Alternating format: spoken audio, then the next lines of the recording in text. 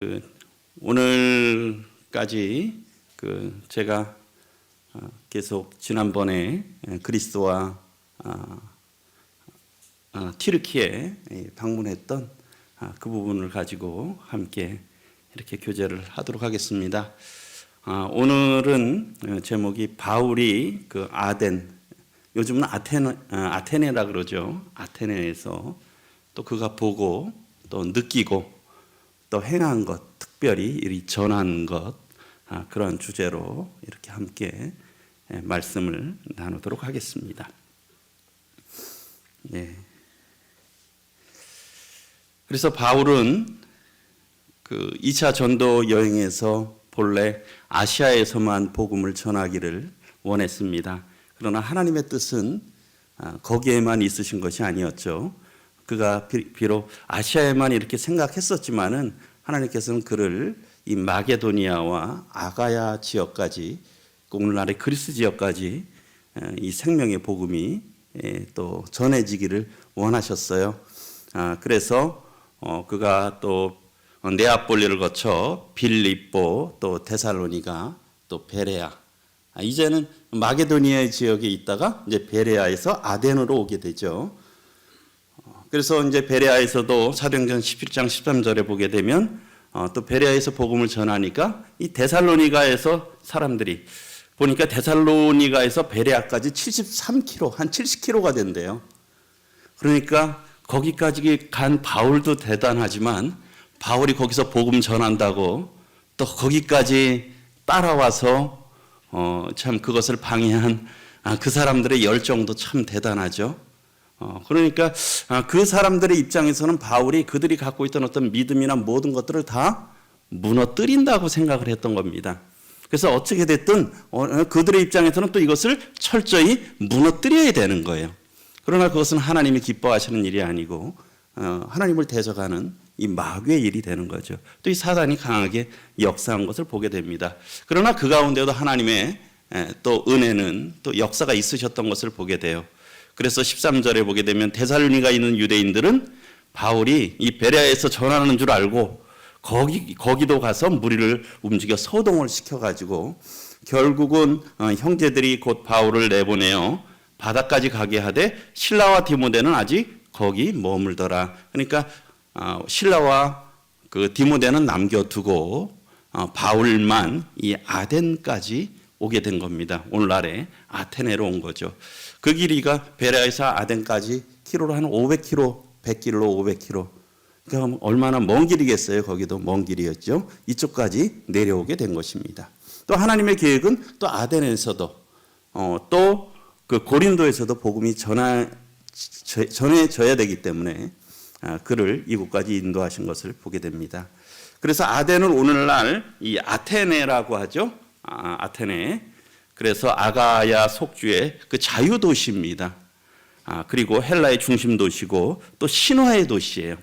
그래서 많은 이 그리스 신화들의 배경이 이 아덴을 중심으로 다 있잖아요. 그리고 소크라테스, 플라톤, 그들이 다 여기 출신이잖아요. 그러니까 철학의 도시입니다. 그래서 철학과 학문이 아주 굉장히 발달했던 지역입니다. 이게 아테네 전경인데요. 여기가 이제 여기 보이십니까? 이 마우스가 여기가 아크로폴리스라고 해서 높은 지역입니다. 여기 156m 하면 별로 높지 않지만 바닷가에서 보니까 지대가 낮다 보니까 굉장히 상대적으로 높죠.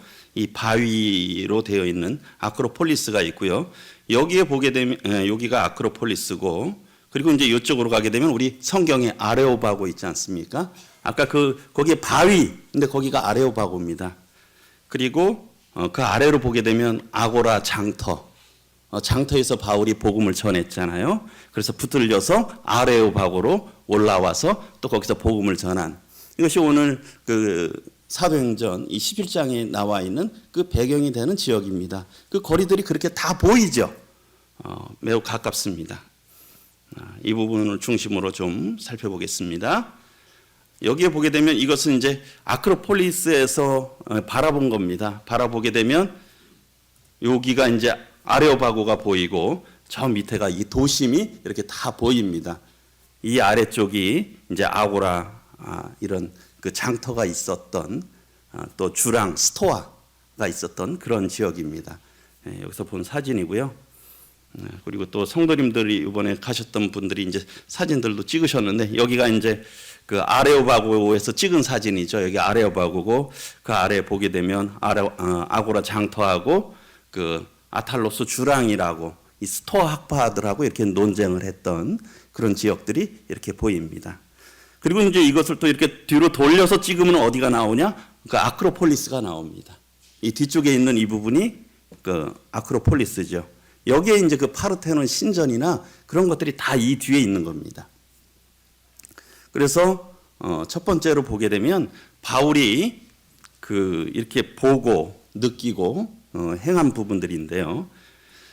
그 사도행전 17장 16절에 보게 되면 바울이 아덴에서 그들을 기다리다가 이 디모데와 실라를 기다린 거죠. 혼자 온 겁니다.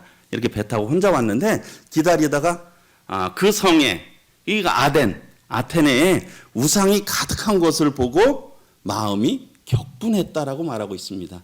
저희들은 거기 가서 그거 보니까 어떻습니까? 참 놀랍다. 이 건물들이 어떻게 2000년 전에 그 전에 이런 놀라운 건물들을 지었지? 뭐 이제 저희도 가게 되면 굉장히 놀라잖아요. 그런데 바울은 그 당시에 가서 보게 되면서 그 성에 우상들이 가득한 것을 보게 되면서 그 마음이 격분한 거예요. 이 주님께서 성전에 들어가셨을 때 거기에 장사하는 사람들 이런 많은 것들을 볼 때 주님께서 참 이 분노하셨잖아요. 그런 그 분노가 있었던 것이죠. 그 분노에서요 어떻습니까? 회당에서는 유대인의 회당에서는 유대인과 경건한 사람들에게 또 어때요? 장터에서는 날마다 만나는 사람들과 변론한 거죠. 어떻게 하나님의 말씀 그리고 또 그들은 자기들이 믿는 바에 대해 갖고 이렇게 변론을 한 겁니다. 그리고 18절에 보게 되면 우리 에피쿠로스와 스토아 철학자들 우리가 저 예전에 학교 다닐 때 이런 거 배웠잖아요. 철학자들도 바울과 쟁론할세 어떤 사람은 이르되 이 말쟁이가 이게 좋은 평가가 아니죠. 말쟁이라고 말하고 있어요. 이 말쟁이가 무슨 말을 하고자 하느냐 하고 어떤 사람은 이르되 이방 신들을 전하는 사람인가 보다 하니 이는 바울이 예수와 부활을 전하기 때문이로라. 그래서 바울은 이 우상들을 보게 되면서 그 마음에 격분한 거예요. 마땅히 하나님께서 영광 받으셔야 되는데 저 우상들이 영광을 받고 있다니. 그런 것들을 보게 되면서 그 마음에 참 격분이 돼서 생명의 복음을 이렇게 전했던 것을 보게 되죠. 여기가 이제 아테네의 아크로폴리스입니다. 이게 저희가 이번에 찍은 건 아니고 다른 분이 찍은 건데 이 밤에 찍었던 것 같아요. 이 위에가 이제 아크로폴리스죠. 이 위에 많은 여기에 이렇게 신전들이 있고 그런데요. 아크로폴리스라는 건 아크로는 높다라고 하는 뜻이고 폴리스 그게 이제 합해진 말이에요. 높은 어떤 그 도시. 예전엔 다 저기 도시국가에서는 어때요? 다 이렇게 성을 쌓았잖아요. 하도 침략들이 심하니까 이렇게 성을 쌓은 거예요. 그러다 보니까 여기가 다 자연적인 요새죠. 높게 올라가 있었어요. 그래서 성벽을 쌓아서 전쟁 시에 또 도피처로 삼았고 이곳에 이 신전들이 있었던 거예요. 많은 신전들이 있었던 것이죠. 그래서 이 아크로폴리스 아테네에 있던 아크로폴리스는 뭐 동서 길이가 300m, 남북이 120m로 그렇게 크진 않죠. 그러나 그 안에 가보게 되면 이런 많은 신전들이 있어요. 그래서 이 아크로폴리스를 복원하게 되면 여기 도시 중앙에 있는데요. 석회암 절벽 위에 우뚝 서 있는 천연의 요새입니다. 그래서 오직 이쪽이 서쪽인데 이쪽으로만 진로가 있는 거예요. 그래서 여기에 보게 되면 정문에 정문 신전이 있고요. 옆에 보면 니케, 나이키 있죠. 승리의 여신 나이키. 그래서 이게 여기 신전이 여기서 이렇게 유래된 겁니다. 우리 스포츠 용품. 그 다음에 이쪽에 파르테논 신전, 또 그 다음에 여기에 여러 아테네 상. 그래서 아덴이라고 부른 게 뭐냐면 아테나 그 신을 섬기는 도시라 그래서 아테네가 된 거예요. 그러니까 그 도시 이름 자체가 신의 이름을 딴 겁니다. 그러다 보니까 얼마나 많은 신전들이 있었겠어요. 이것이 이제 복원도인데 실제 이제 가보면 이렇게 생겨 있어요. 그래서 여기 보면 아까 니케라 그랬잖아요. 이게 영어로 우리 나이키. 신전이고 날개 없는 승리의 여신, 전쟁 승리 기원. 그래서 이것이 이렇게 유명 또 메이커가 됐잖아요. 그리고 여기에 입구에 있고 정문 신전이 있고 파르테논 신전이 있고 파르테논 신전이 세계 문화유산 1호입니다. 그래서 나중에 보여드리겠지만 그 유네스코의 모형을 어디서 땄느냐? 이 파르테논 신전에서 따온 거예요. 그래서 이 파르테논 신전은 도시의 수호 여신인 아테나를 섬기기 위한 신전입니다. 그리고 그 외에도 여기에 에렉테이온 신전 이런 신전들이 있죠. 그래서 이것을 다른 측면에서 이렇게 보게 되면 여기에 또 이렇게 아티쿠스 음악당이 있고요. 그 다음에 여기에 파르테논 신전, 우리 세계의 어떤 뭐 영상도 보면 많이 나오죠. 이 신전. 여기 이런 여러 신전들이 있어요. 그래서 이번에 우리 성도님들도 방문해서 여기 정문에 가보면 이 정문 신전 앞에서 이렇게 사진도 찍고 또 이 파르테논 신전을 또 배경으로 해서 또 사진들도 찍고 이렇게 했는데요. 여기에 보게 되면 이게 유네스코 세계 유물 있잖아요. 이게 뭘 닮았습니까? 파르테논 신전을 닮은 거예요. 그래서 이걸 닮아서 그 어떤 세계적인 유물들을 관리하고 있는 아주 굉장히 유명한 곳이죠. 그런데 그래서 사람들이 이것을 그냥 구경하러 오는 거예요. 그 참 멋진 곳, 유명한 곳. 그런데 파르테논 신전은 그 BC 432년에 완공이 됐대요. 그러니까 뭐 2400년 전에 완공이 된 거야. 2400년 전. 우리나라 한 고조선 시대요. 그 2400년 전에 이렇게 완공이 된 겁니다. 페르시아와의 전쟁에서 승리 기념으로 페리클레스라고 하는 사람이 주도를 해서 8년간 그다음 오늘날로 비용을 하게 되면 1억 달러의 비용, 약 2만 톤의 대리석을 가지고 이것을 지은 겁니다. 그런데 이것을 왜 지었느냐? 도시의 수호 여신 아테네를 섬기기 위해서. 덕분에 이렇게 승리했다. 그래서 이 신전을 지은 거예요. 그리고 이제 이것이 다 부서졌지만 이게 예전에 보게 되면 이게 파르테논 신전인데 예전에 복원해 보게 되면 그 옆에 아주 이 거대한 그 아테나 여신 상이 있었던 거예요. 원래는 이게 지금은 다 부서졌지만 이렇게 있었고 이 뒤에 파르테논 신전이 있었고 많은 신전이 있었죠. 그리고 이 신전 안에도 이런 신전이 있었던 거예요. 이런 여신 신상이 있었대요. 이게 12m나 되는 거예요. 12m 되면 얼마 깁니까? 여기까지 우리 예배당 높이까지 여기 한 8m 됩니까? 그러니까 한참 더 올라가서도 안 보이는 겁니다. 여기 가면 신상 우리 저희 다리 정도밖에 못 보는 거죠. 그렇게 했던 것들이 이 안에 있었던 거예요. 이것이 상하로 만든 다음에 거기다가 황금으로 115kg을 녹여서 이걸 입힌 거라 그래요.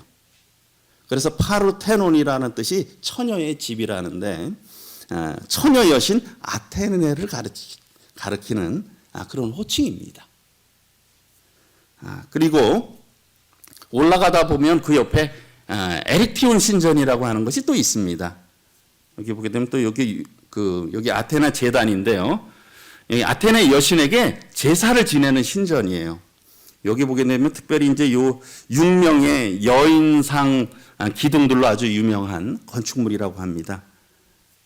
그래서 이거는 뭐 실물들은 다 이제 다 다른 데서 이렇게 다 가져갔고, 그래서 영국이나 뭐 그런 데서 원래 있던 것들은 가져가고 지금은 이제 모조품을 갖다 뒀는데, 여기에 보게 되면 그 사진이 이 사진이죠. 그래서 여기 다리 보게 되면 다리 모양들이 굉장히 뭐 예쁘게 우리 오늘날 모델들이 이렇게, 그래서 이 포즈라고 하는 그런 이런 유래들도 이런 데서 이렇게 다 유래가 됐다고 해요.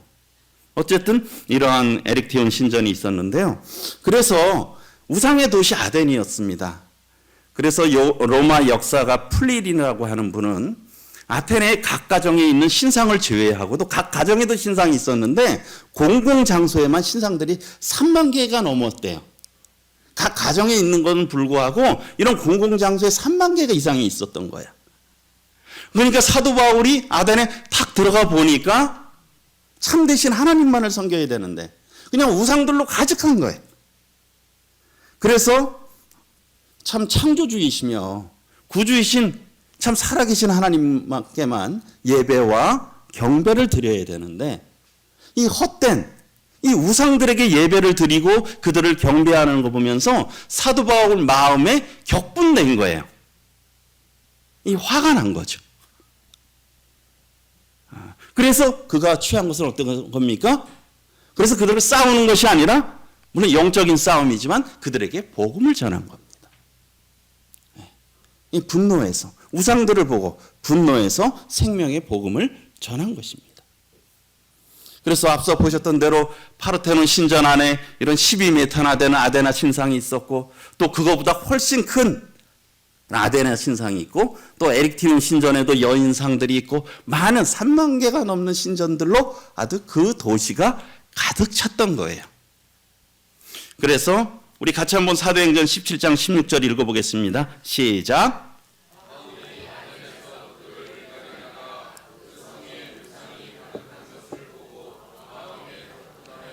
예, 그랬다는 거예요. 그들을 기다리다가 참 우상이 가득한 것을 보고 마음이 격분한 거예요. 그래서 이 거룩한 분노잖아요. 그랬을 때 사도 바울이 거룩한 분노가 있었을 때 그가 무엇을 했느냐? 뭐 손을 들고 투쟁을 한 게 아니죠. 그렇죠? 무력으로 싸운 게 아니에요. 또 우리 이런 것들을 우리가 이제 이런 것을 통해서 교훈을 받지 않습니까? 우리가 무엇 때문에 분노해야 되느냐? 그렇지 않습니까? 무엇 때문에 우리가 분노해야 되느냐?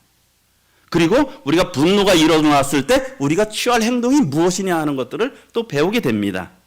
근데 참, 저도 그런 것들이 많은 것 같아요. 분노하지 말아야 될 때 분노하는 것 같아요.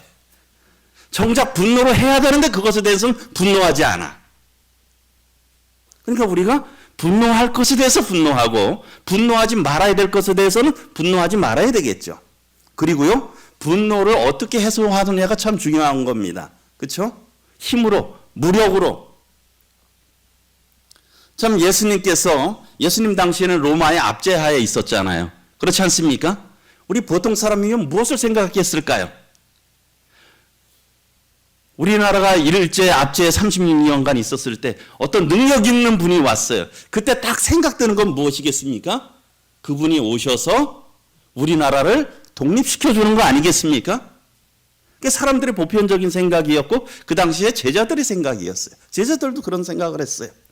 그러나 주님은 그렇게 하지 않으셨잖아요. 주님은 그렇게 하지 않으셨어요. 주님은 이 내 나라가 이 땅에 속한 것이 아니라고 하면서 하늘나라의 것을 말씀하면서 생명의 복음을 전하셨어요. 오늘날도 참 지금도 우리가 혼란의 시대를 살고 있지 않습니까? 그렇죠? 주님이 이 시대에 오시면 어떤 이렇게 모습을 취하실까? 바울은 어떤 모습을 취하실까? 그런 것들도 우리가 생각해 볼 바가 있다고 생각이 듭니다. 우리가 무엇에 분노해야 되는가? 또 분노했을 때 우리가 어떠한 행동을 해야 되느냐? 그랬을 때 바울은 여기도 보게 되면 이건 아크로폴리스에서 찍은 사진입니다. 그러다 보니까 여기에 뭐가요? 아레오바고가 보이죠. 여기 아레오바고가 보이고 이 옆에가 여기가 아고라입니다. 아고라는 또 광장, 시장 또는 장터. 그래서 경제, 사회, 정치의 중심이 되는 거예요. 이 성지를 가보게 되면 매일 아고라라는 말을 참 많이 들어요. 거기에 보면 상가들이 형성되고 어떤 시청이 있고 거기에 또 토론장들이 있고 법정이 있고 그래요. 그리고 여기가 주랑, 이 스토아 이런 식으로 되어 있는데요. 그래서 바울이 이런 일들 분노했을 때 행한 일이 17장 17절에 보게 되면 여기에 보면 그러므로 회당에서는 유대인과 경건한 사람들과 그러니까 회당에 오는 사람이 유대인과 경건한 사람이라고 하는 것은 이방인 중에서 이쪽으로 그 유대교 쪽으로 그 개종한 사람들이죠. 그런 사람들과 또 그다음에 장터에서는 어떻습니까? 장터에서도 많은 사람들이 이렇게 만나는 거예요. 그런데 특별히 그렇다 그럽니다. 이 그리스 사람들은 주로 남자들이 장을 보러 많이 간대요. 그게 뭐 가정적이어서보다는 예전에 고정적인 생각들은 이 남자들이 지혜롭다 하는 그런 생각을 갖고 있었대. 그러니까 장터에 가서 그냥 장 보는 거는 뒷전이고 가서 사람 만나는 거야. 사람들 만나서 이야기하는 거예요. 왜? 철학의 도시고 어떤 문학의 도시니까 만나서 이야기하는 거예요. 그러니까 장터에서는 그런 사람들이 오는 거예요. 그런 남자들이 오는 거예요. 그러니까 날마다 만나는 사람들과 변론을 하는 거죠. 그리고 또 18절에 보게 되면 에피쿠로스와 스토아 철학자들도 바울과 또 쟁론을 할세. 앞서 말씀드렸듯이 그들이 어떤 말쟁이라고 하는 비난 그런 생각을 갖고 있었고, 이 사람은 뭔가 또 하나의 다른 신을 전하는 사람인가 보다. 뭔가 색다르네. 그래서 이방 신들을 전하는 사람인가 보다 하니 이는 바울이 뭐예요? 특별한 예수와 부활을 전했다는 거예요. 그것이 달랐다는 거죠. 나중에 조금 더 말씀드리겠습니다. 그래서 바울이 분노를 느꼈을 때 행한 일은 무엇이냐면 만나는 사람들과 또 사람들을 찾아가서 그들에게 무엇을 했습니까? 복음을 전한 겁니다. 이것이 그 밑에서 찍은 그 시장인데 저희는 이번에 좀 시간이 잘 못 만나서 저희는 못 갔고 지난번에 간 분들이 찍은 사진입니다. 이 아테네의 아고라인데 광장 또는 시장인데요. 여기에 보게 되면 여기서 앞서 말씀드렸듯이 회당에서는 유대인과 경건한 사람들, 장터에서는 날마다 만나는 사람들과 변론을 했고요. 그리고 또 어떤 것을 했느냐 하면 그 에피쿠로스 학파와 스토아 철학자들과 쟁론했잖아요. 그래서 그 에피쿠로스 철학자들은 주로 한 데가 어디냐면 여기입니다. 그들을 다른 말로 정원학파라 그래요. 여기가 정원이잖아요. 그러니까 이 나무 그늘에 모여가지고 여기서 이야기하는 사람들이에요. 정원학파고 이 스토아 철학자라고 하는 건 여기를 주랑인데 이 주랑을 스토아라 그럽니다. 이 아래에서 이야기하는 사람들.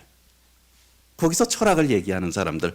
그래서 이 사람들에게 복음을 전하고 그들과 쟁론을 한 거죠. 그래서 여기가 다 이렇게 또 이 밑에가 나무들이 많습니다. 여기 정원인데요.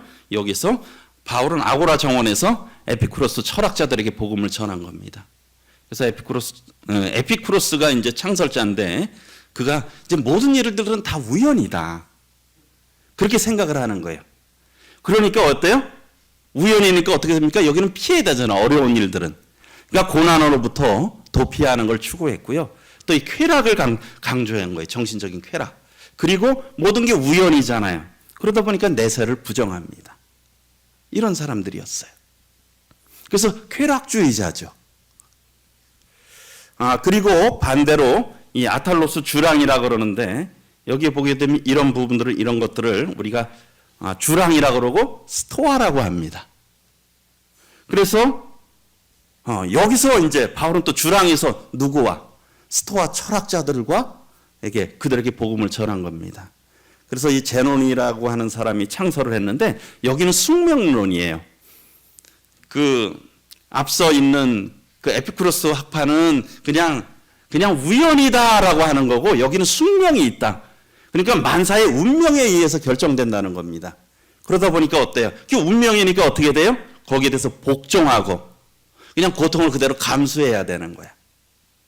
이런 사상을 갖고 있는 사람들이에요. 그래서 숙명론이냐 우연론이냐 그 쾌락을 추구할 거냐 아니면 여기 고통을 감내해야 될 거냐 이런 걸 가지고 이 당시 사람들이 논쟁하면서 시간을 보낸 거예요.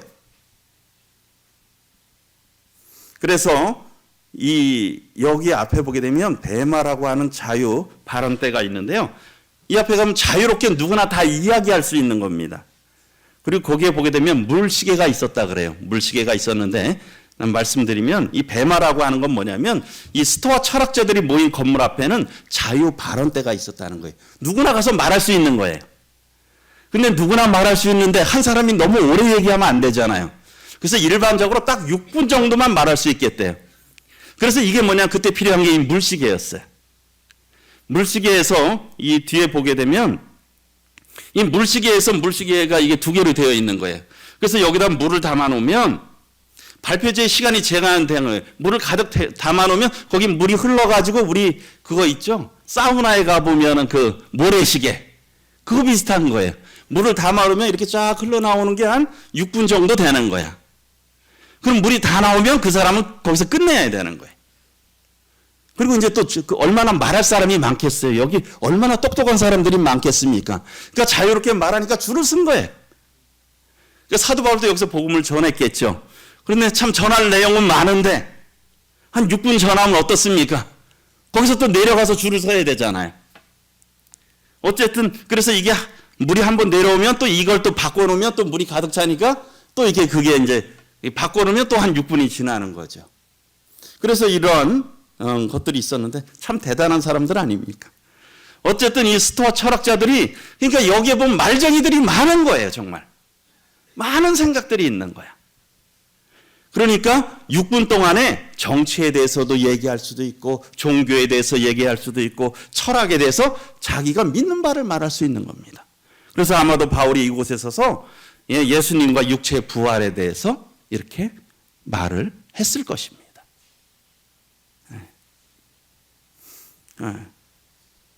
그런데 어떻습니까? 이 사람들이 뭔가 이게 새로운 거잖아요. 그러다 보니까 거기 있는 사람들이 19절에 보면 그를 붙들어 바울을 붙드는 거예요. 거의 강제로 이렇게 끌고 가다시피 해서 어디로 가요? 아레오바고로 가며 아레오바고가 그리 멀지 않다 그랬지 않습니까? 말하기를 너가 가르치는 그 새로운 가르침이 무엇이냐? 우리가 정말 알 수 있겠냐? 또 어떤 이상한 것을 가르친다는 이 이상한 것이라는 거예요. 그래서 그 뜻이 무엇인지 알고자 해서 그런데 아덴 사람과 거기에 또 얼마나 나그네들이 많겠어요. 유명하다니까 사방에서 올 거 아니에요. 그러니까 나그네들 외국인들이 가장 새로운 거. 야, 이거 새로운 뭔가 발견이네. 새로운 학문이네. 그런 것을 듣는 것 외에는 달리 시간을 쓰지 않았다는 거예요. 그러니까 굉장히 그런 부분들이 활성화되어 있다는 거죠. 그래서 그 밑에 가보게 되면 아레오바고 가는 길이라고 하는 그 영어로 보게 되면 아레오바고 스트릿이라고 이렇게 쓰여 있는데요. 그 가는 길이 있어요. 이 길로 가게 되면 아레오바고로 가는 길입니다. 그러니까 한 200m, 300m 정도만 가면 되거든요. 네, 일리 가는 겁니다. 그래서 여기에 보게 되면 바울을 붙들어서 아레오바고로 가며 그래서 새로운 가르침이 무엇인지 궁금한 거예요.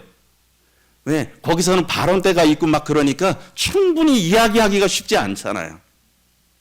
그러니까 사도 바울 입장에서도 그도 충분히 또 복음을 전하고 싶은 그런 마음이 있었을 겁니다. 그래서 특별히 사도 바울이 예수 그리스도와 이 부활을 전했잖아요. 그런데 헬라인, 그리스인들은 특별히 영원 불멸의 사상을 갖고 있었습니다. 그러나 그들은 뭐냐면 육체의 부활은 알지 못했고 그것에 대해서는 부인했어요. 그래서 우리 영지주의자들도 어떻습니까? 참 영적인 것은 굉장히 존귀하고 고귀하지만 이 육적인 것들은 악하다, 천하다 어떤 그런 것들을 강조하잖아요. 그래서 이것은 그들에게 새로운 가르침이었어요. 사도 바울이 육체의 어떤 부활을 강조하고 그래서 우리 고린도전서 15장에 부활에 대해서 말하고 있지 않습니까? 그런 부분들도 또 다 이 아덴이나 고린도가 다 같은 문화권이잖아요. 그런 것들과 무관하지 않죠. 그래서 그들에게는 이것이 새로운 가르침이었어요. 도대체 그것이 무엇인지 알고 싶은 마음이 있었다는 거죠. 그래서 여기 아레오바고인데요. 이 아레오바고라고 하는 것은 아레스라고 하는 신과 언덕이라고 하는 파고스의 합성어입니다. 그러니까 신의 언덕이죠. 어떤 신의 언덕인데요. 그래서 이 돌언덕에서 종교와 윤리적인 문제를 다루는 법정이 열렸대요. 거기서 그 돌 위에서. 그리고 바울은 이곳에서 바울이 전하는 내용을 듣기 위해 모인 사람들에게 복음을 전했다는 것이죠. 그것이 이제 사도행전 17장에 나오는 그 복음 메시지의 내용들인 겁니다. 그래서 그 사도행전 17장 22절부터 31절까지 보게 되면 그 아레오바고에서 선포된 복음이 이렇게 나오고 있어요. 그래서 22절과 23절에서는 아덴 사람들이 그들의 영적 상태가 어떤지, 그래서 어떻습니까? 너희를 보니 범사의 종교심이 아주 크다, 라고 얘기를 하잖아요. 그리고 그러면서 24절, 25절에서는 그러면서 그가 23절에서 내가 참되신 하나님을 너희들에게 알려주겠다는 거예요. 너희들이 알지 못하는 것을 섬기고 예배하고 있다는 거죠. 그래서 내가 참되신 하나님을 너희들에게 소개해 주겠다. 그래서 하나님께서 만물의 창조주 되신다라고 하는 것들을 선포하고 있고요. 하나님께서 또 우리 사람의 창조주이시다. 그리고 하나님께서는 공의로운 심판자이시다라고 하는 것을 선포하고 있다는 거죠. 그래서 증거하고 있는 내용입니다. 그래서 아레오바고에서 그 17장 22, 23절에 보게 되면 아덴 사람들의 영적 상태에 대해서 말하고 있죠. 바울이 아레오바고 가운데 서서 말하되 아덴 사람들아 너희를 보니 범사에 종교심이 많도다. 그렇죠? 종교심이 많잖아요. 많은 우상들, 3만 개가 넘는 우상들을 섬기고 그것을 예배하고 의지하고 있는 겁니다. 그리고 내가 두루 다니며 너희가 위하는 것들을 보다가 알지 못하는 신에게라고 새긴 단도 보았으니 그런즉 너희가 알지 못하고 위하는 그것을 내가 너희에게 알게 하리라. 그 알지 못하는 신에게. 그러니까 3만 개가 넘는 신이 있었는데요. 그들은 또 두려운 거예요. 혹시 그 3만 개 중에도 우리가 혹시 알지 못해서 빼먹은 신이 없을까 봐. 그러니까 뭐예요? 쫙 어떤 거 막 이렇게 뭐 A, B, C, D, E, F, G까지 다 한 다음에 잘 생각 안 나면 등등등 또 기타 등등등. 기타죠, 기타. 네, 그게 알지 못하는 신이에요. 그 중에 한 신이 혹시 또 섬김을 받지 못해서 화가 나서 또 우리들에게 해를 끼치지 않을까. 그런 두려움에 사로잡혀 있는 거예요. 3만 개나 섬기고 있었지만 그 이상의 신들이 있었지만 그래서 이 여기 항구가 좀 발음이 어려운데요. 빨라이온 팔레론 항구입니다. 빨라이온 팔레론 항구인데 그 아테네에 사도 바울이 배 타고 왔잖아요. 그래서 거기 그 항구에 가보면 이 사도 바울의 이 부조가 있습니다. 거기 부조가 있어요. 사도 바울이 여기서 이쪽으로 도착했다 하는 이 부조가 있는데요. 거기에 보게 되면 그 2세기의 지리학자 파우사니아스라고 하는 분이 이랬어요. 2세기니까 그 사도 바울 온 다음에 한 100년 정도 후에 이 지리학자가 이렇게 기록을 하고 있습니다. 내가 팔레름만에 있는 항구에서 아테네에 이르는 길. 그러니까 여기서부터 바울이 간 길을 간 거예요. 아마 바울도 이 길을 갔을 거예요. 그런데 따라 여행을 할 때 알지 못하는 신에게 드리는 제단과 영웅들의 제단도 보았다.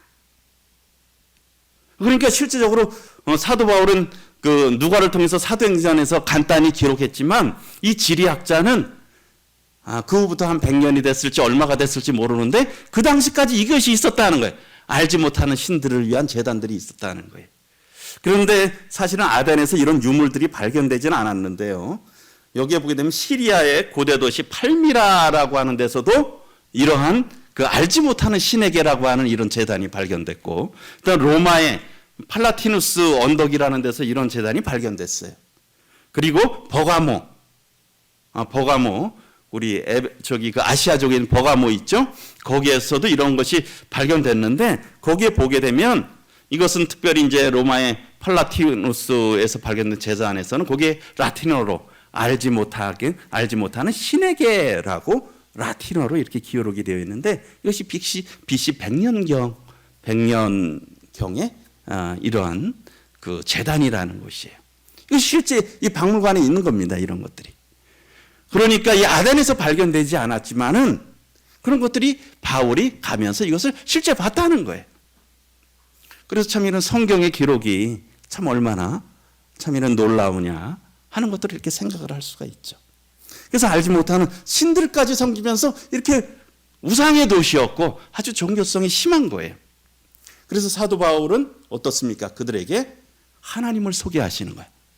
참신, 하나뿐이신 유일하신 하나님을 그들에게 소개하고 있는 거죠. 그러면서 하나님은 어떤 하나님이시냐? 만물의 창조주 하나님이라는 거예요. 네. 이게 저입니다. 저 같습니까? 네. 저 뒤에 있는 것이 아크로폴리스예요. 저기를 보면서 아마 이렇게 봤겠죠. 저 얼마나 많은 그 신상들이 있어요. 신전들이 얼마나 대단합니까? 그렇죠? 지금 2000년이 넘게 지난 지금 저희가 봐도 대단한데 그 당시 얼마나 대단했겠어요. 그러면서 사도 바울은 그 이 아레오바고 언덕에서 그 신전들을 보고 또 아고라를 밑에를 보면서 지금 이 복음을 전하고 있는 겁니다. 그러면서 우리 같이 한번 읽어보겠습니다. 시작. 우주와 그가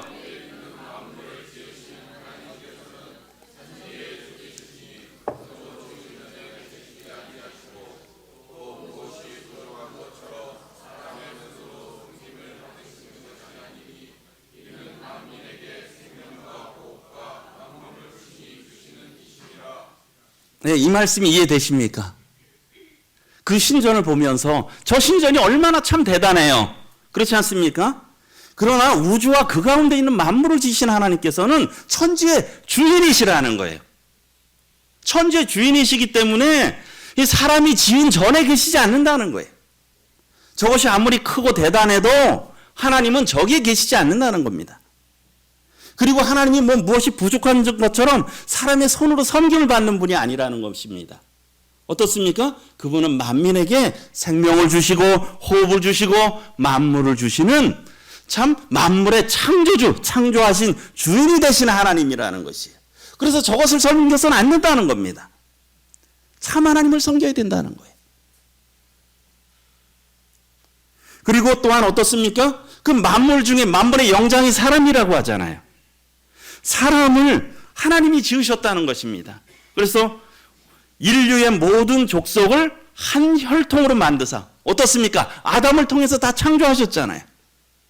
한 혈통으로 만드사 온 땅에 살게 하시고 그들의 연대를 정하시며 거주의 한계를 한정하셨으니 하나님께서 사람이 거주할 수 있는지요 거주 못하는지요 또 한 국가를 세우기도 하시고 멸망하게 하시기도 하시고 사람의 수명을 정하시잖아요. 그리고 이런 것들을 통해서 하나님께서는 어떻습니까? 사람을 하나님을 더듬어 찾아 발견하게 하려 하심이라. 그래서 하나님께서 이런 만물을 통해서 사람의 생명을 주관하면서 그래서요 우리 예전에 잘 하나님은 몰랐지만 어떻습니까? 사람의 죄성으로 다 하늘에 누군가가 계신 거 다 인정했잖아요. 그렇죠? 인명은 제천이라고 했고 하늘이 도우셔야 된다고 했고 이 하나님을 찾아가는 거예요. 더듬어 찾아 발견하게 하려 하심이라. 그렇기 때문에 사실 이 당시에도 이런 종교성들이 있었던 거예요. 사람들이. 과연 사람은 어디서 왔을까? 또 신들. 그래서 많은 이 철학으로 인해서 많은 거짓 종교들 이런 것들이 생겨났지만 참 하나님을 모르고 있는 거예요. 그러면서 우리 각 사람에게 멀리 계시지 아니하도다. 그러면서 우리가 그를 힘입어 살며 기동하며 존재하느니라. 너희 시인 중 어떤 사람들의 말과 같이 우리가 그의 소생이라 하니. 크레타 섬 그레데 있죠. 크레타의 시인 에피메니데스라고 하는 사람이 이렇게 했대요. 우리가 그를 힘입어 살며 기동하며 존재하느니라. 이렇게 그 당시 아마 이런 시를 그 전에 이런 시를 썼던 것 같아요. 그리고 그 길리기아 시인 아라투스라고 하는 사람은 우리가 그의 소생이라. 이 하나님이 우리를 만드셨다는 거예요. 하나님이 우리의 주인이라는 것이죠. 사람을 만드신 분이 하나님이시라는 거예요. 그러니까 이와 같이 하나님이 우리를 만드셨으니까 우리 노란 글씨 읽어보겠습니다. 시작. 하나님을 금이나 은이나 돌에다 사람의 기술과 고안으로 새긴 것들과 같이 여길 것이 아니니라. 얼마나 금 115kg나 넘는 그 금으로 12m의 신상을 만들었어요. 사람들이 보기엔 얼마나 대단합니까? 그러나 그것은 하나님이 아니라는 거예요. 거짓 신이라는 거예요. 이 우상이 헛된 것이잖아요. 구약 용어로 아짜분가요? 하여튼 이 헛된 것, 쓸모없는 것 이게 우상들이었어요. 하나님만이 참된 신이다. 사람의 창조주시라는 거예요. 그리고 그 하나님께서 어떻습니까? 공의로 심판하신다는 것입니다. 우리 이 말씀도 같이 한번 읽어보겠습니다. 시작. 알지 못하던 시대에는 하나님이 간과하셨거니와 이제는 어디든지 사람에게 다 명하사 회개하라 하셨으니 이는 정하신 사람으로 하여금 천하를 공의로 심판할 날을 작정하시고 이에 그를 죽은 자 가운데서 다시 살리실 것으로 모든 사람에게 믿을 만한 증거를 주셨음이라 하니라. 우리 사도 바울이 앞서 말씀드렸듯이 고린도전서 15장에서 그 당시에도 부활을 부인했잖아요. 그런 것들이 있었잖아요. 그러다 보니까 어떻습니까? 참 자신도 받고, 그렇죠? 그리고 500의 12 사도들도 받고 500의 형제도 받고 그 중에 태반이나 지금까지 살아있고 고린도전서 15장에서 말씀하고 있잖아요. 그렇지 않습니까? 그러면서 주님의 부활이 확실하다. 주님이 부활하지 않으셨더라면 우리의 믿음도 헛것이고 우리의 소망도 헛것이고 우리가 전하는 것도 헛것이고 우리가 세상 사람 가운데 더욱 불쌍한 자니라. 그렇지 않습니까? 그래서 이런 많은 놀라운 증거들이 있다라고 하는 것이에요. 하나님께서 이제 보이셨다는 거예요. 그래서 사도 바울은 이 복음을 전하기 위해서 지금 여기에 온 거잖아요. 그랬을 때 반응이 어떻습니까? 이제는 회개해야 된다는 거예요. 돌이켜야 된다는 것이죠. 왜요? 우리 주님께서 지금 2000년 전에는 구원하시기 위해서 고난의 주님으로 오셨지만 장차 심판의 주님으로 오신다는 것입니다.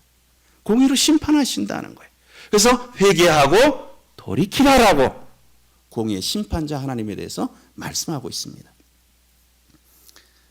우리 송영길 형제님께서 참 이런 자료들을 참 우리 김종만 형제님도 잘 정리해 주셨는데 특별히 이 부분을 좀 잘 정리를 하셔서 제가 조금 일부 편집을 했는데요.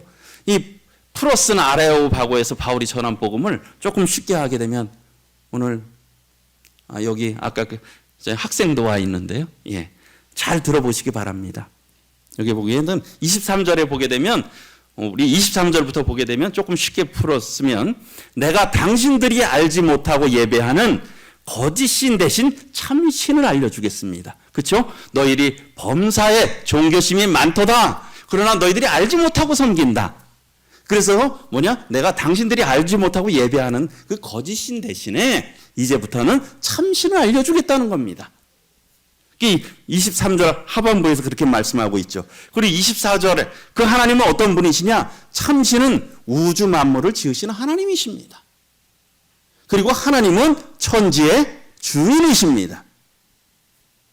그럴 뿐만 아니라 24절 후반절에 그 하나님은 어떻습니까? 사람이 손으로 지은 저 신전에 그 하나님은 계시지 않습니다.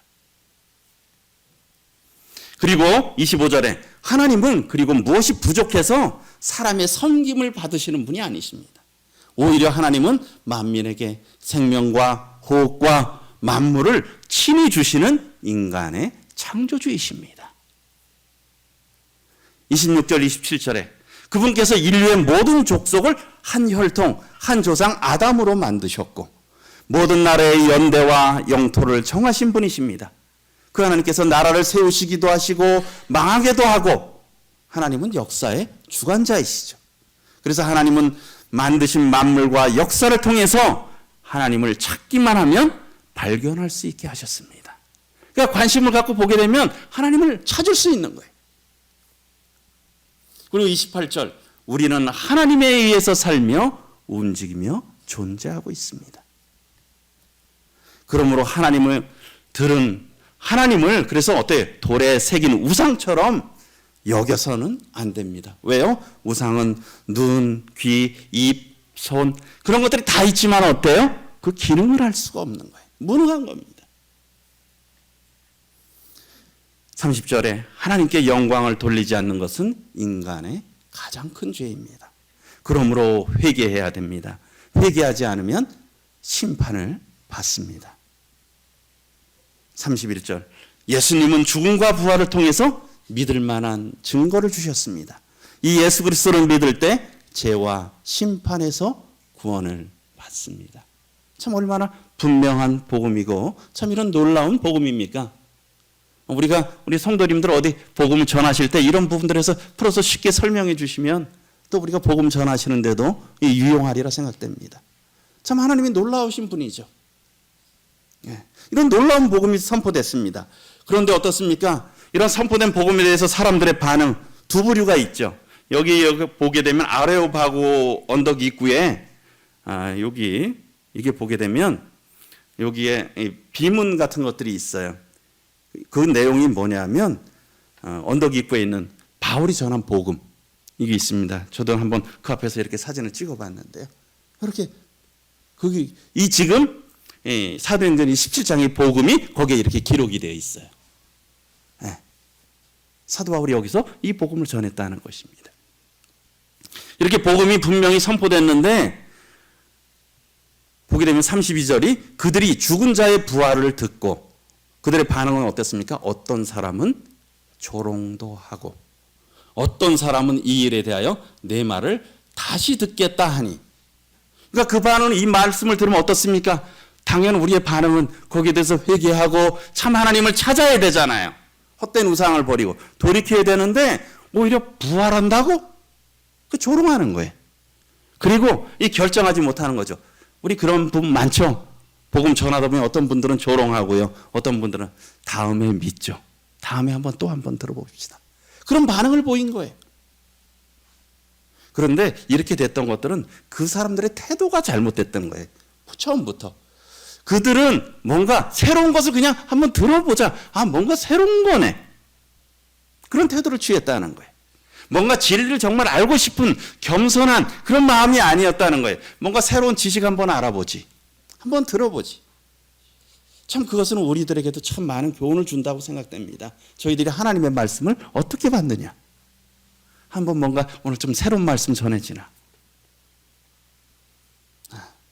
우리 참 그런 것들은 또 저희 구원받은 성도들에게도 큰 교훈이 된다고 생각이 들어요.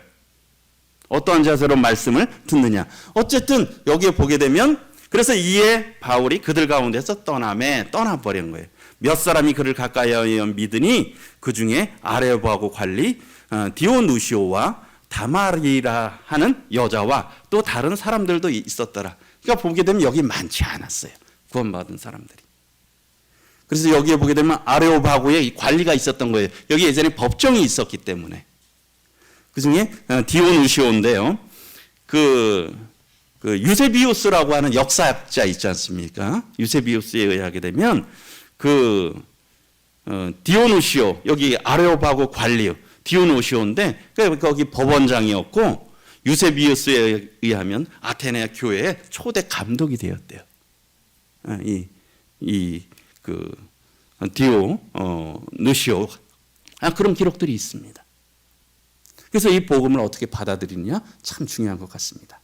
그래서 교훈의 말씀을 드리면 참 저희들이 바울이 아덴에서 참 보고 느끼고 행하고 전한 것들을 생각하면서 참 저희들 역시 저 역시도 저희 집안 역시도 참 범사에 종교심이 많고 참 헛된 우상을 섬기던 참 어리석은 자들이었음을 또 다시 생각을 해보게 되더라고요.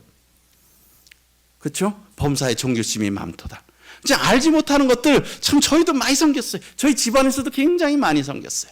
집안 곳곳에 부적이고 선앙당에 가서 빌고 어디 절에 가기도 하고 그랬는데요. 여기에 보게 되면 이렇게 아테네에 이런 신상들이 있었는데 저도 이게 저희 어렸을 때 저희 할머니 많은 할머니들하고 어머니하고 해서 이 절에도 따라다니고 또 선앙당 밑에 가서도 하는 것도 하고 집안에 부적들도 있고 그런 자들이었어요. 참 알지 못하고 참 두려웠죠. 이사 한 번 제대로 못 갔어요. 음식 하나 제대로 못 먹었습니다. 귀한 음식이 오면. 꼭 부적에다가 뭔가를 이렇게 갖다 대지 않으면 탈이 나는 거야. 그런 분들 많지 않으십니까? 그렇게 두렵게 살던 우리들이었어요. 헛된 우상의 종이 돼서 많은 우상들을 섬기고 있었죠. 참 그런데 참되신 하나님을 참 저희들이 알게 됐지 않습니까? 그리고 섬길 수 있는 크신 은혜에 감사되는데요. 제가 지난 주일에 예배를 참 이런 말씀들을 준비하면서 이 말씀으로 참 예배를 드렸는데요. 참 우리는 아는 것을 예배하는다. 그 다음에 아버지께 참되게 예배하는 자들은 영과 진리로 예배할 때가 오나니 곧 이때라. 참 그렇게 예배하지만 참되신 하나님을 모르고 헛된 것을 예배한 거예요. 영과 진리로. 참 이 마음의 어떤 그 성령님에 따라 진정한 마음으로 진리로. 참 이들이 섬겼지만 진리를 섬긴 게 아니잖아요. 거짓으로 섬겼잖아요. 진리의 하나님을 섬겨야 되고 진리의 말씀에 따라서 섬겨야 되는 거잖아요. 예배를 드려야 되잖아요. 참 섬김은 뛰어났죠. 그렇지 않습니까? 섬김은 얼마나 뛰어납니까? 그런데요, 그건 진리로 드리는 예배가 아니었잖아요. 거짓으로 섬기는 예배였잖아요. 그들의 마음은 아주 진정성이 있었어요. 진정성이 있었지만 그것은 거짓된 거잖아요. 그래서 이게 저희 옛날 집 사진입니다. 여기 혹시 제가 보입니까? 잘 안 보이시죠? 네, 여기가 접니다. 보이십니까? 네, 요 중간에 저희 형님하고 지금 춘천교회 최근 장형제님이신데, 네, 저희 부모님이시고요. 속초교회 이상교 형제님. 한 40여 년 전에 네, 이게 주일학교 캠프하고 찍은 사진입니다. 네. 이렇게 하나님의 특별하신 은혜로 저에게 복음이 전해와서, 울산도 마찬가지 아닙니까? 그렇죠? 우리 성도님들도 마찬가지잖아요. 참 수가성, 사마리아 수가성을 주님께서 가셔야 통과하셔야 되겠는지라 그랬지 않습니까? 왜요? 그 여인을 찾아가셔야 됐어요. 왜? 알지 못하고 섬기는 그 여인.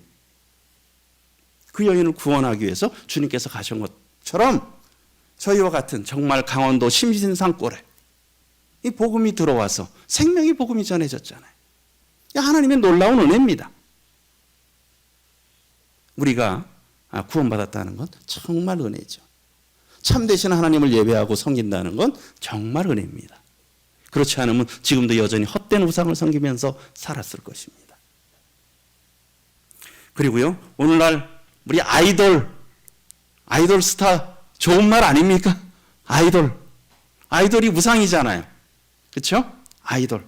제가 네이버에서 아이돌을 검색하니까 이런 거 나오더라고요. 아이돌.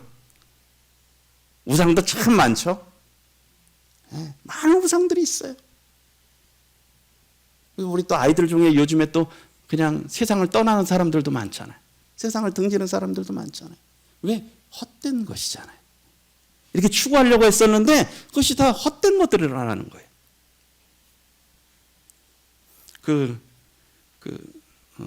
트레빈 왁스라고 하는 분이 우리 시대의 6가지 우상에 대해서 이렇게 쓰셨는데, 보니까 자기 자신이 우상인 거예요. 그 다음에 성공이 우상이에요. 돈이 우상이에요. 그리고 레저가 우상이에요. 그 다음에 어떤 성적인 거. 그리고 권력이 우상. 그렇지 않습니까? 요즘에 이것이 다 우상이잖아요. 자기가 우상이고 자기 자식이 우상이고. 이것은 또한 믿지 않는 사람들도 그렇지만 저희들의 우상은 무엇입니까? 우리들의 혹시 나에게도 우상이 있지 않은가? 내 자신이 우상이 아닌가? 아니면 나의 자식들이 우상이 아닌가? 또는 나의 명예와 자존심이 우상이 아닌가? 우리가 이런 부분들에 대해서도 참 우리가 우상을 미워, 바울은 격분했잖아요. 우상을 보고 격분했다. 참 우리가 주님 앞에서 또 우리가 보고 있는 우상들이 있다면 우리가 참 격분하고 또 회개 심령이 저희 자신에게도 필요하다고 생각됩니다. 그래요. 그 팀 켈러의 내가 만든 신이잖아요. 내가 만든 신. 그 위에 보게 되면 여기에 뭡니까? 내가 만든 신인데 누구의 자리를 뺏은 거예요? 내가 만든 신이 하나님의 자리를 뺏은 거예요.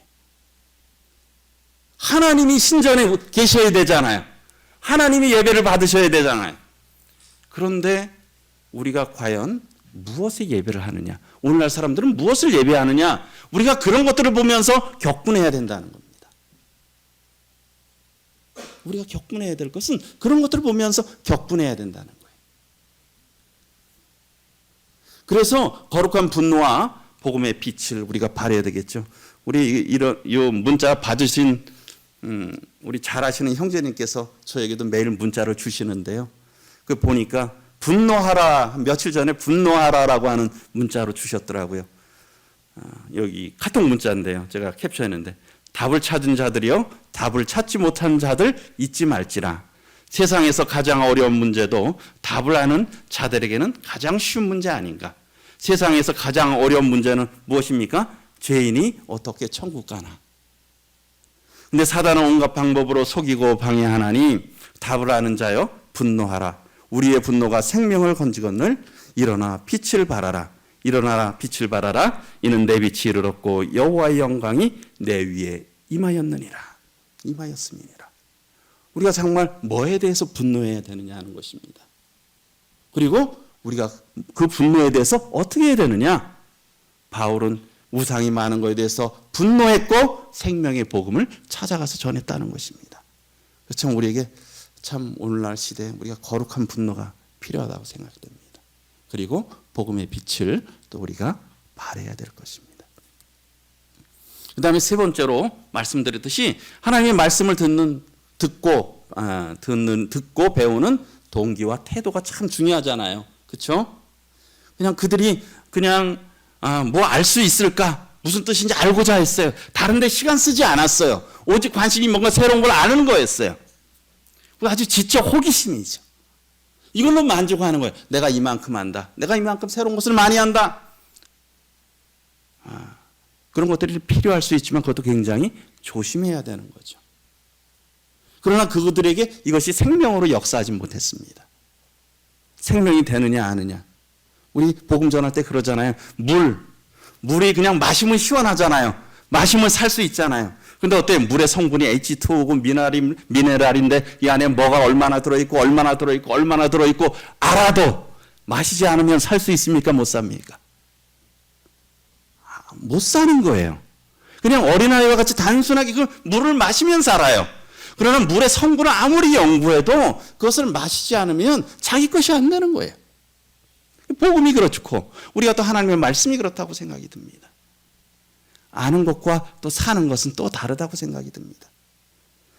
참 그들이 아레오파고까지 끌고 가면서 그렇게 전했지만 그들에게 유익이 되지 못했어요.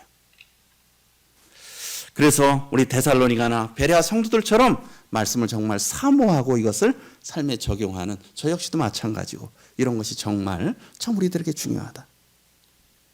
아시는 대로 어떻습니까?